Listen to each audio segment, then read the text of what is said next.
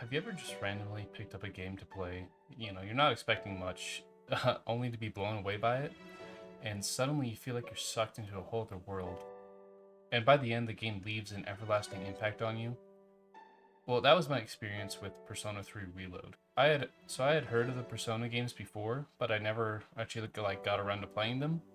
And funnily enough, the way I was finally convinced to play this game was by hearing some of its music on TikTok, and then it had a sale, so I decided to pick it up, and the rest is history.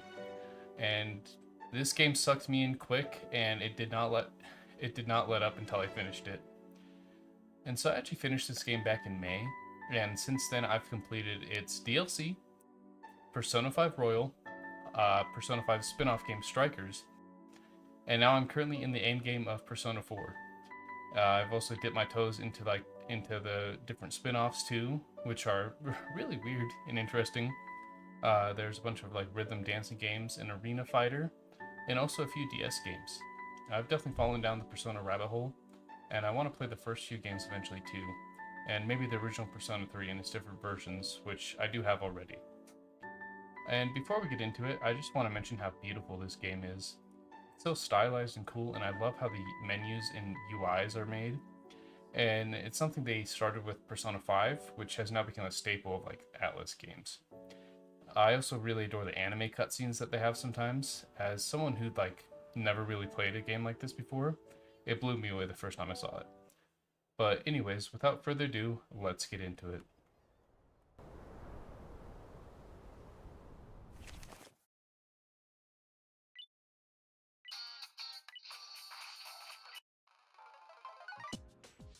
So, in Persona 3, you play as a young high schooler, who for the purposes of this video, we're going to refer to him as Makoto. So in-game, you can choose his own name, but Makoto is technically his canon name in the other media, so we're just going to go with that. And Makoto is starting his second year in high school as a new transfer student at Gekugan High. And his first night is certainly eventful as you walk towards your dorm. The moon suddenly turns green, and everyone around you becomes these coffins. Blood fills the street as an ominous tension fills the air around Makoto, but he's so chill he doesn't really care, and he just continues walking to the dorm.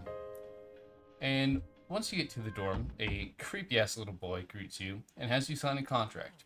Which, why would you do this, Makoto? Why would you, sign a contract with an obvious little demon boy? Come on, bro, that's common sense 101. But anyways, the little boy, who will come to eventually know as Pharos, immediately disappears, and we're introduced to the best character in the game. Yeah, fight me.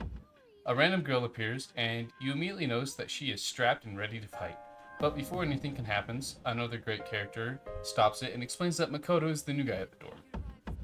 So the gun-wielding badass Yukari settles down as the other girl, Mitsuwu, greets us and then has Yukari escort us to our room. She asks if we saw anything weird, and Makoto, ever the nonchalant dude, says nah. We didn't see anything weird.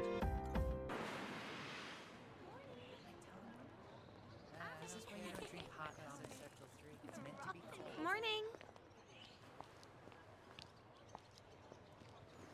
Well, here we are. Allow me to welcome you to Gekukan High School. I hope you like it. So the next day, Yukari escorts us to school, and we get to explore the school a little bit. We're introduced to some supporting characters, and we get a feel for how the rest of the game is going to play out. So, you'll go to school, interact with people there, and then in the afternoon and evenings, you can run around the town and the school and, just interact with more people. And the game kind of slows down here, but luckily it picks back up after a few days. One of the other dorm members, Akihiko, brings a massive creature back by accident, and it corners Makoto and Yukari on the roof. No way.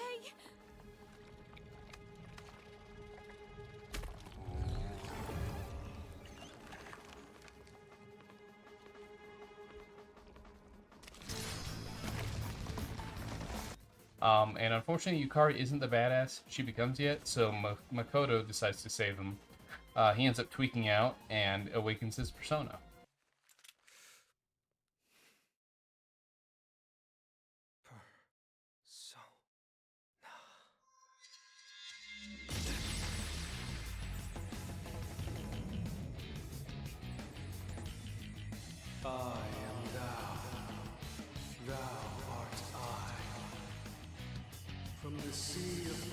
soul I cometh. I am Orpheus, master of strings.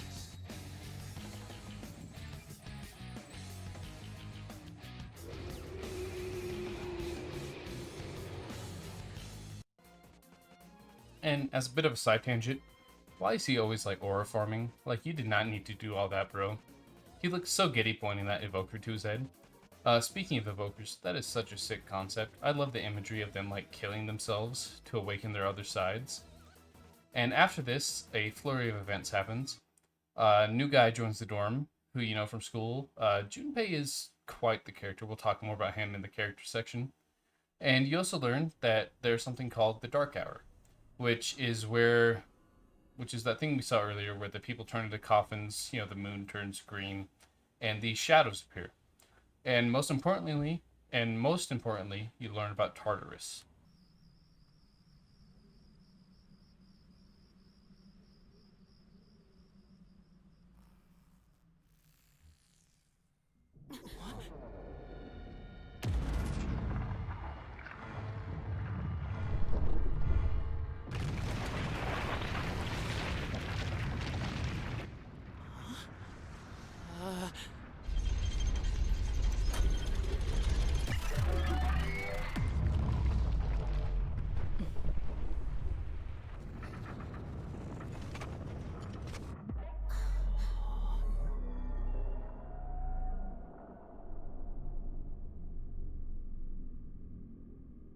So what is Tartarus? Tartar sauce? What? No, Junpei, shut up.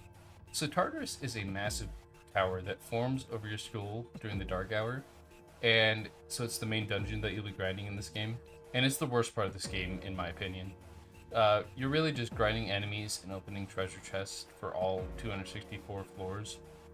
Like, every 50 floors, there's a new theme, and sometimes there's like a boss, you know, every like 10 floors. But other than that, it gets old really fast. And by the end, I was honestly just running through the later floors, like not even bothering to fight enemies or like pick up loot.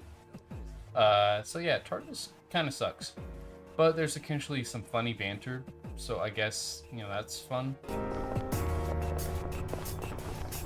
Oh, hey! Looks like you're the only guy on the team tonight. I see. So this is what you would call a harem, correct? So once you first visit Tartarus, the game opens up and you begin to find your groove. And during the evenings, you can either, you know, visit Tartarus or go out and do different activities in town. And during the day, you'll attend school and then, you know, do some more activities. And there's a variety of these, like working, you know, hanging out with your buddies, you know, studying. There's a lot of stuff you can do to max out your stats, which are needed for certain social links. Which leads us into these social links, which is personally my favorite part of the game. These are the side stories that you can unlock by talking to different characters and developing relationships with them. And I'll talk about a few of my favorite side characters during the character section. But a huge benefit of doing social links is the bonus you get when fusing personas. So early into the game, you meet a weird-looking dude named Igor. He pulls you into something called the Velvet Room, and this is a big part of like the gameplay loop. So while exploring Tartarus, you'll acquire different personas, which are basically like these little entities that allow you to use abilities to fight. And Igor lets you fuse them, which creates more powerful entities that allow you to, you know, like level up more and get better skills. And I know there's a lot of lore with like I know there's a lot of lore with how he fuses them, but that's how basic I can explain it. But anyway, say you have the Magician social link high enough. It'll grant you quite a few like bonus experience if you have it. And while I myself wasn't really intrigued by these fusions, I know a lot of people are, and it's admittedly a cool system that encourages grinding so you can get the one that you want.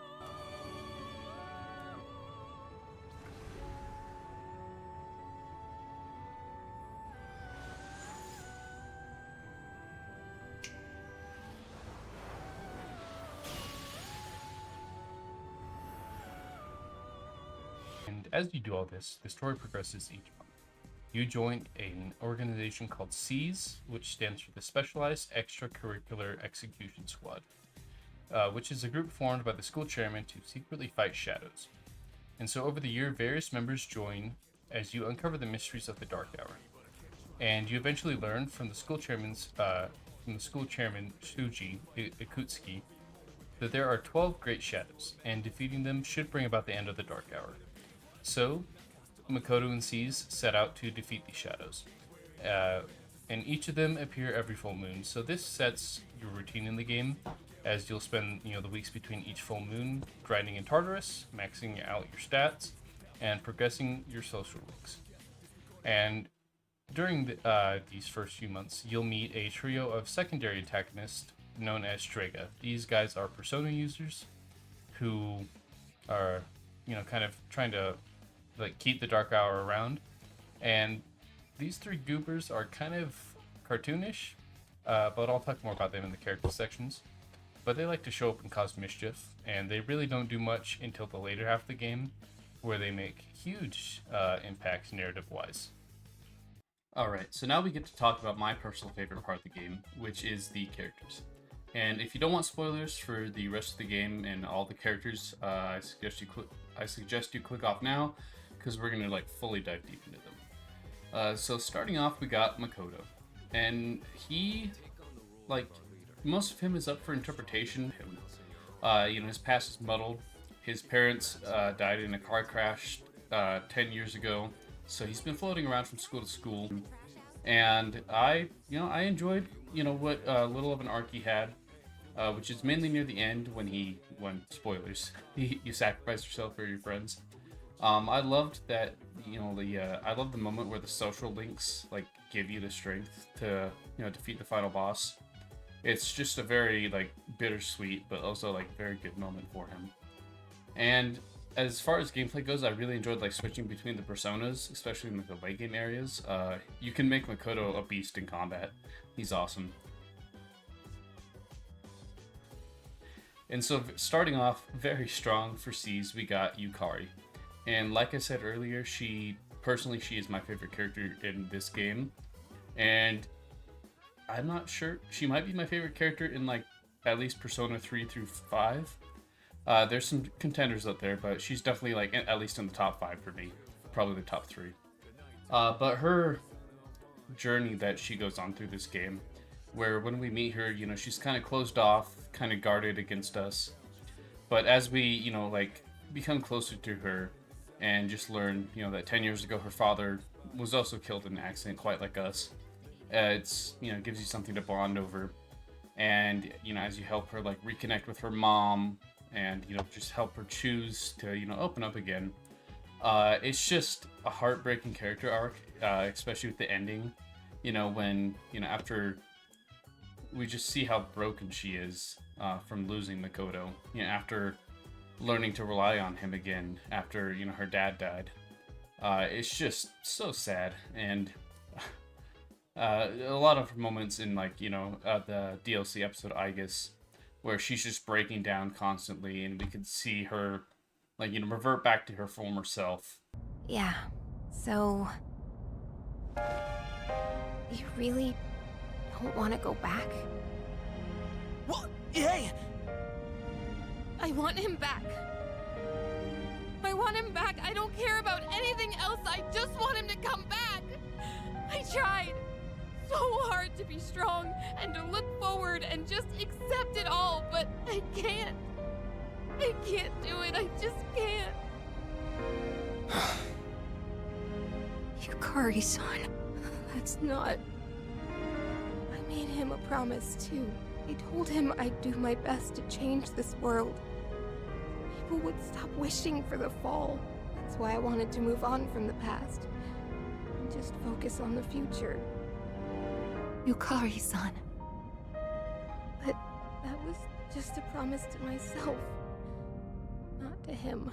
So it can't end like that.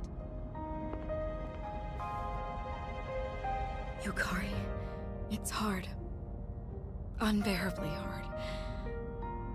But if you don't face that pain, it will never heal. So what? If I face it, it'll suddenly be okay? I'll just accept that he's gone? Or forget all about it? That won't happen! All of us should know by now That never happens! But then by the end, you know, we see her begin to open up again and realize that she isn't alone after Makoto. I just really enjoyed my time with her. And also, character arc aside, she's a beast in combat as well. She's probably the best healer in the modern Persona games. And she does a ton of damage once you level her up, so she's like, you know, kind of a jack of all trades. I never benched her, I took her everywhere with me. Overall, she was just great. And next up is Junpei, and I'm going to kind of lump him in with Chidori here, because I feel like by himself, he doesn't really have much going on. But when you bring in his story with Chidori, he just becomes so much better. I personally love their story. I genuinely teared up at the end. You know, just seeing him be able to... I feel like he was like probably the only character who would be able to pull, you know, Chidori out of her shell. And, you know, just shower her with attention and, you know, love. You know, I feel like he kind of gets a bad rap. You know, he's just seen as kind of a goofy character, but he really is a lot more, like, deeper.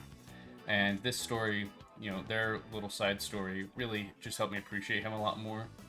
And I just, near the end when she sacrificed herself for him, I'll admit I teared up. It was a very emotional moment. Atlas, please just give us a small mention that, like, those two are living together somewhere happily, that, you know, that she remembered him, because, God, like, I need that so bad, please. And so, following Junpei, we got Mitsuru, and I liked her. I thought her character was a little bit bland. I really liked in episode Aegis when it showed, like, her backstory with Akihiko. That was pretty fun to see them young. But overall, her storyline's kind of run-the-mill. You know, like the spoiled, icy rich girl whose arc is learning about becoming a normal girl. And I thought her arranged marriage plotline was kind of underbaked. You know, the guy, like, barely shows up.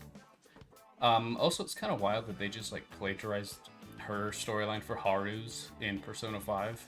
That was kind of wild playing that after. But overall, I liked her, and I did like seeing her and Yukari's friendship grow after Mitsuru's dad dies. It was cute, you know, seeing them, like, you know, just bond over that, and seeing, you know, her open up to Yukari. Am I wrong? Yukari. Let's face what comes next together. Okay? And so next up, I have Akihiko, Shinji, and Ken. And I'm going to kind of blend all these characters together because, you know, if you played the game, you know, their story just intersects with each other. And you see glimpses of Shinji and Aki's, like, relationship early on in the game. And you soon find out that that Shinji actually used to be part of SEES. But it isn't until Ken joins when the relationship between them gets fully explained. After, you know, we're given, like, little hints throughout, leading up until October 4th. And on that day, Ken confronts Shinji during a mission, and we learned that 2 years ago, Shinji's persona went berserk during a mission, and it killed a civilian. And after this, Shinji left SEES and, you know, went to live on his own, as we saw at the beginning of the games. And it turns out that the civilian he killed was actually Ken's mom. And this is the reason why Ken joined SEES, for revenge. And as Ken tries to antagonize Shinji, all he's met with is understanding. That's why I left everyone behind, and tried to use the drugs to suppress my power. But nothing I did could erase the memory. No matter what I do, I always end up back here. It's my fault. This is what I deserve, but I gotta give you a warning. A warning? You take my life, and you're going to end up just like me. You better be prepared for that. And Shinji, you know, he knew, like, who Ken was as soon as he saw him, and that's actually why he joined back up. And Shinji tells Ken that, you know, he can kill him, but the feeling that he has, you know, the hatred that he's been holding on to, it won't go away. You know, it'll still stay there. And this moment is just, you know, heartbreaking. because then their conversation is interrupted by Takayaka, and Shinji ultimately sacrifices himself, saving Ken from Takayaka's gun.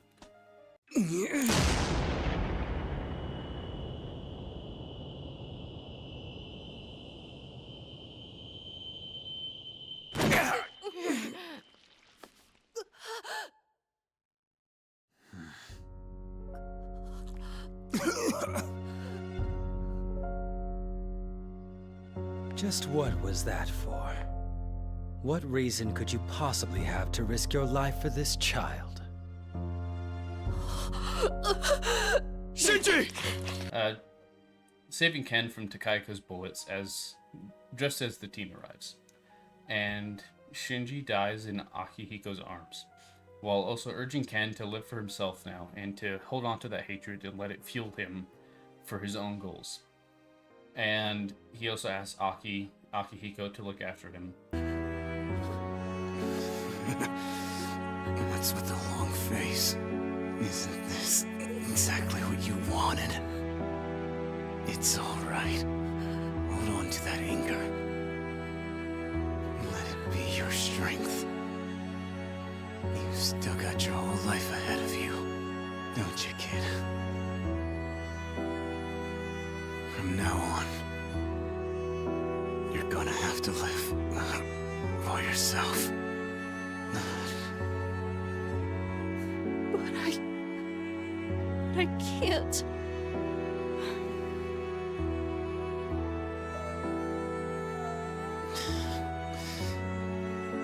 Okay. Look after him. I will. This is how it should be. And this moment deeply affects Akihiko and Ken, but also the rest of the team as well. And it's just a heartbreaking scene, seeing Shinji, seeing Ken react to this, and Akihiko, who's tried so hard to help Shinji, for it to ultimately end up like this. And Akihiko's, speech that he gives at Shinji's funeral is just so sad, and it really helped me appreciate Akihiko as a character more, and also Ken as well. But yeah. I knew what we were getting into. I knew we were putting our lives on the line, but I was so focused on fighting, and I didn't see anything else. It doesn't matter how strong I was. Look what happened!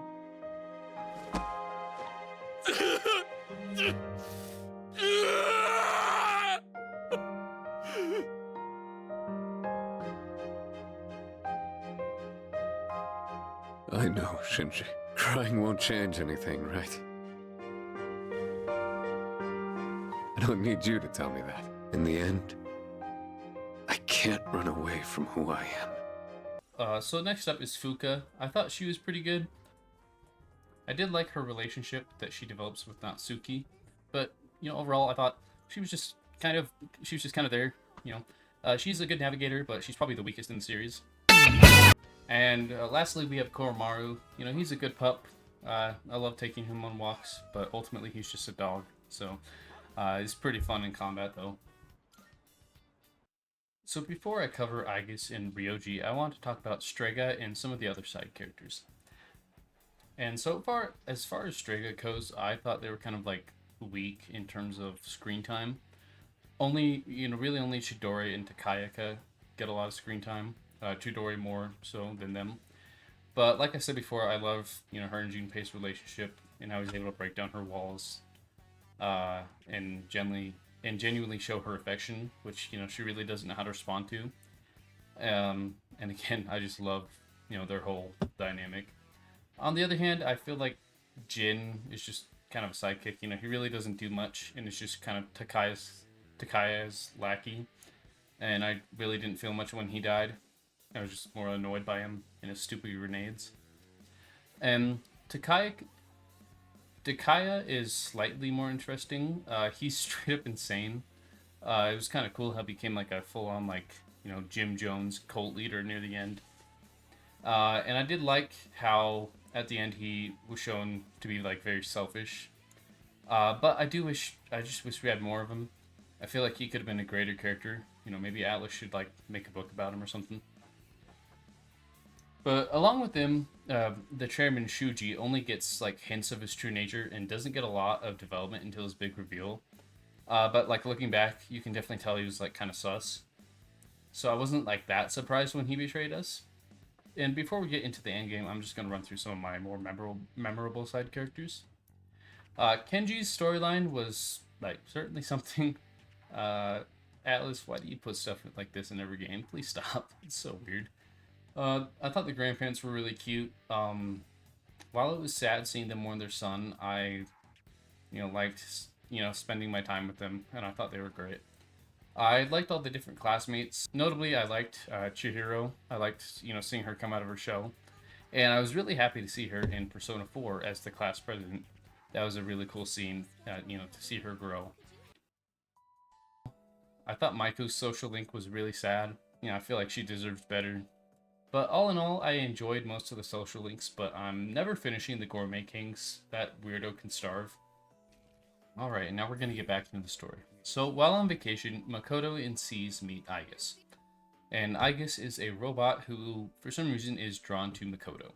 So, she joins up, and the group eventually defeats the last shadow, which causes Shuji to show his true colors and betray him.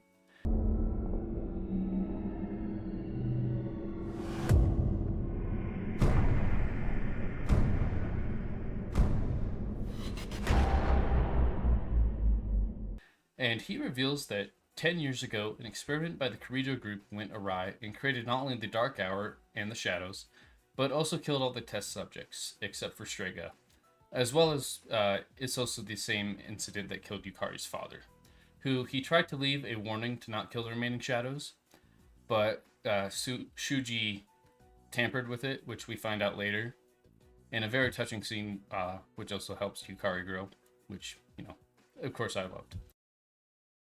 This recording reaches someone with a conscience. Isn't this that video? My employer has become obsessed with a loathsome idea. This experiment should never have been conceived. That's why I had to do something to put a stop to it. However, in doing so, I released a number of shadows that are certain to torment future generations. But I didn't have a choice. If I didn't do this, it could have destroyed the entire world. Please, you need to listen very carefully. Whatever you do, it is imperative that you do not hunt the shadows that have dispersed. This part's... I wasn't able to do anything to stop this madness.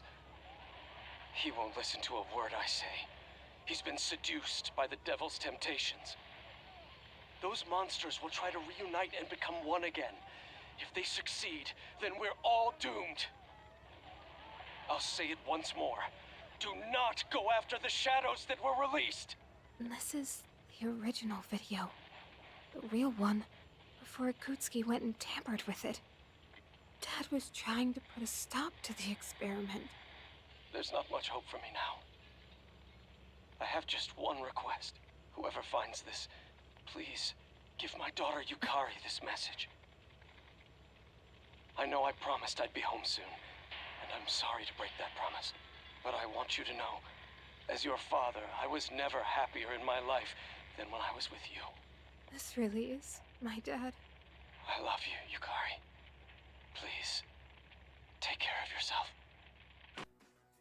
Unfortunately, this was all part of Shuji's plan, and the 12 shadows merged to create the personification of death, who will eventually summon Nyx, who is essentially the destroyer of the world. But luckily, Aigis, and so Shuji plans to execute Seize and basically sacrifice them to summon Nyx. But luckily, Aigis overcomes her programming and rescues Seize just in time. Aigis! Hey, come on, I know you wouldn't do this! Do it, Aigis!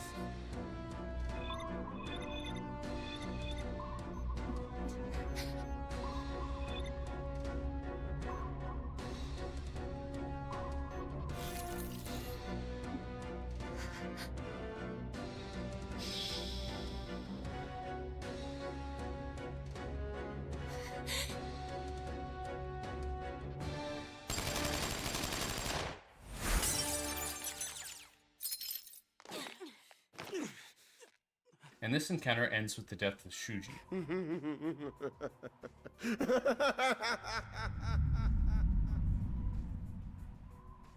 And unfortunately, he also kills Mitsuru's father. And this leads us into the finale of the game and the last two characters. And so, Ryoji is a particularly interesting character. And as he's part of the main story, they basically force him onto you. And initially, I really didn't like him, but once he got revealed as Pharos in death, I definitely didn't like him. His story was interesting, but I just wasn't a fan of him particularly. He's kind of creepy, and he just like randomly ingratiates himself into our group, and just like, I don't know, I just got weird vibes from him off the bat. I was really glad when he left, and you know, I'll always side with our best girl, Aigis, any day of the week. And to top it off, we got the heart of the game herself, Aigis. I adore Aigis. Her slowly discovering what it means to love and rediscover her past is honestly a highlight of this series. Her journey of self-discovery that ends with her realizing that sometimes life's purpose can be as simple as finding someone or something to take care of is just really powerful. I feel like without her, this game wouldn't be as great as it is. All my homies love Aigis. And she gets a lot more in her DLC, and honestly, she's just a great character all around. Very well written, and she directly ties into the main theme of the game, you know, accepting the inevitable when it comes and finding a way forward. And after a while, Ryoji and Aigis finally confront each other again, and we learn the truth. 10 years ago, on the Moonlight Bridge, Aigis was fighting the personification of death, and she was unable to defeat it. So she sealed part of it away in a young boy, who turned out to be Makoto. His parents didn't die in a car crash. They died during the Aigis and Ryoji fight. And Ryoji also reveals himself to be the full personification of death, who was formerly manifesting as the creepy kid Pharos that we encountered until the death of the last shadow, which he was released. And he ultimately gives us a choice. We can kill him and blissfully live out the last few months we have in peace before Nyx arrives and destroys everything. Or we can face Nyx head on and die a horrible death. And of course, our ragtag team decides that we're going to go down swinging. So on January 31st, they storm the top of Tartarus and face off against the god of death.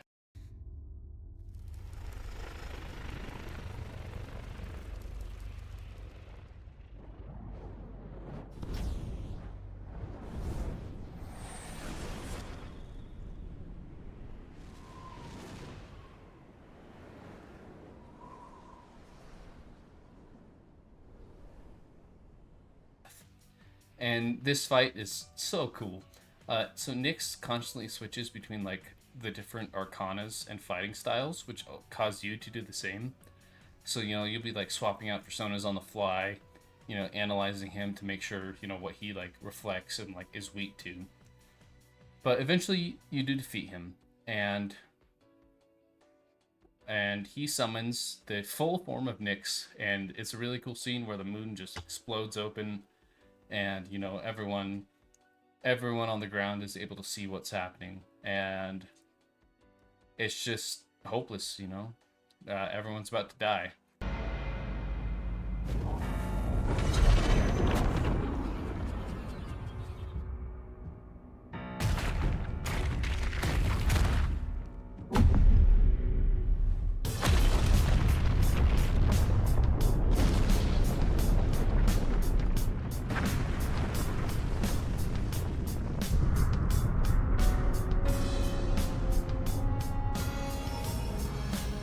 What is that?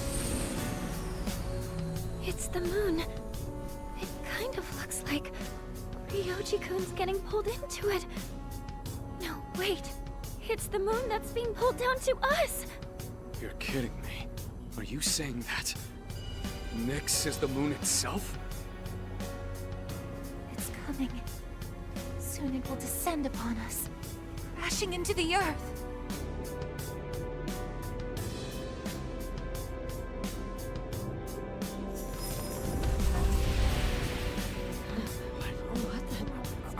Hey,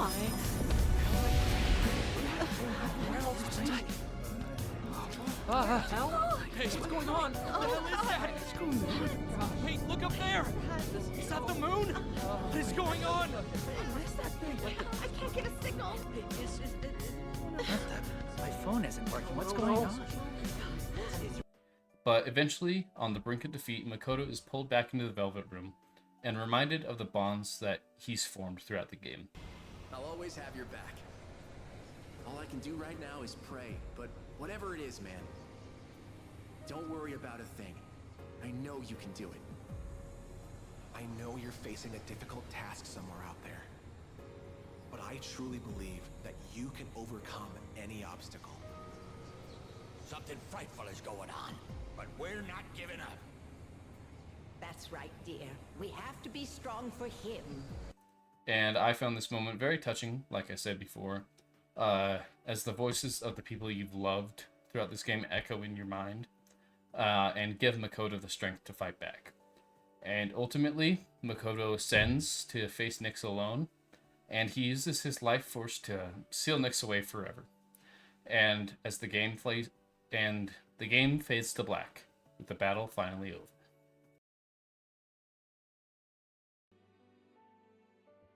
And so, after countless hours of studying for tests, making friends, and grinding in Tartarus, I came out of Persona 3 Reload feeling hollow. And, that's really how you know a game is great, when it just, crushes your soul. Despite being tired of grinding, I just wanted more. I wanted, more time with my friends, with C's, but just like Makoto, there wasn't any time left. And so at the end, while our friends regain their memories of us and run to us, Makoto peacefully passes while being held by Aigis. This moment devastated me. Even now, I'm just tearing up thinking about it.